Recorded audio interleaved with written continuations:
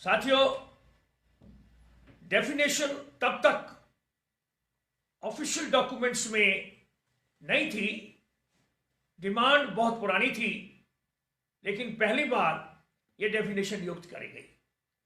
यह डेफिनेशन इस प्रकार है, जो कि 2009 की कैबिनेट सेक्रेटरी की हेड करी हुई एक कमेटी सेक्रेटरीज की उन्होंने लिखी।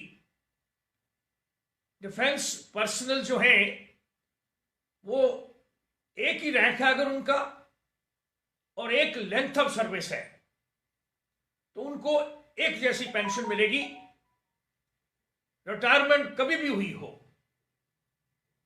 Same rank, same length of service, same pension irrespective of the date of retirement.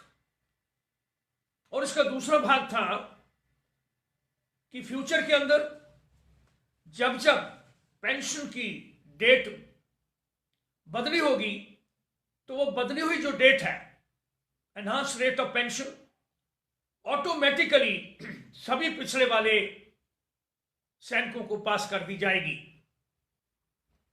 इसका मीनिंग ये था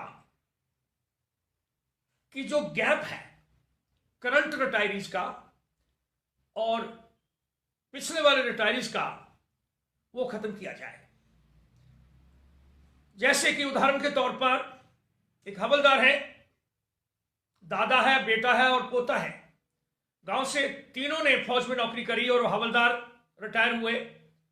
तीनों ने 24 साल नौकरी करी, तो तीनों की पेंशन एक जैसी होनी चाहिए, क्योंकि वो आज पेंशन ले रहे हैं, लेकिन वो अलग थी पहले। तो ये गवर्नमेंट ने ये एक कमेटी बिठाई जिसने इसको परिभाषा को लिख दिया गया, लेकिन उन्होंने रिकमेंड नहीं करी कमेटी ऑफ सेक्रेटरीज ने।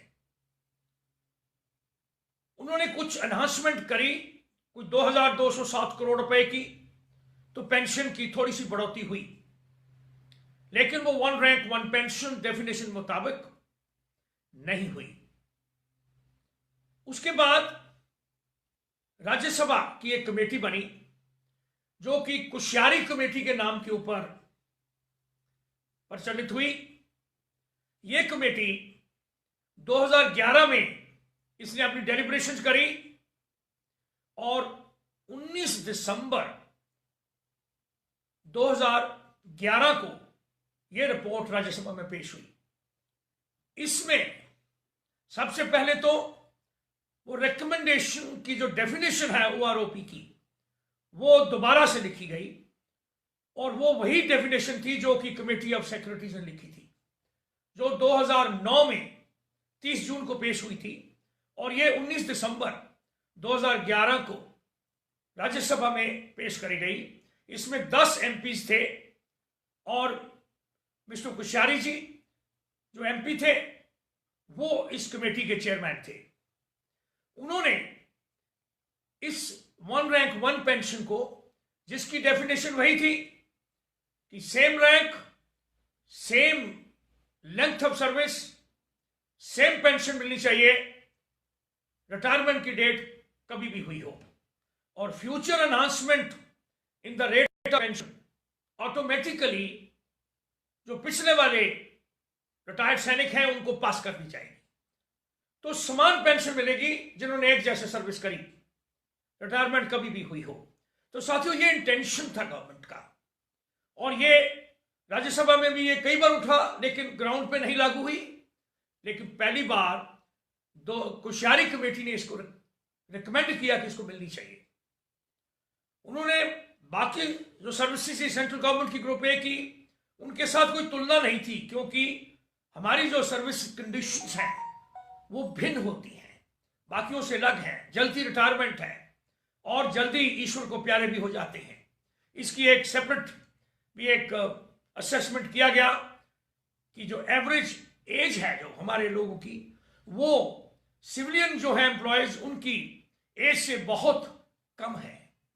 जवान अप टू हवलदार ये 57 साल से 64 साल तक ईश्वर को प्यारे हो जाते हैं। जेसीओ साहबान 67 साल और ऑफिसर्स एवरेज 72.5 ईयर्स, जबकि सिविलियन जो एम्प्लॉयज इस असेसमेंट जो एज औसत लगाया गया उनका 76 साल का एवरेज औसत निकला। तो हमारे जवान पहले चले भी जाते हैं, जल्दी रिटायर हो जाते हैं और पेंशन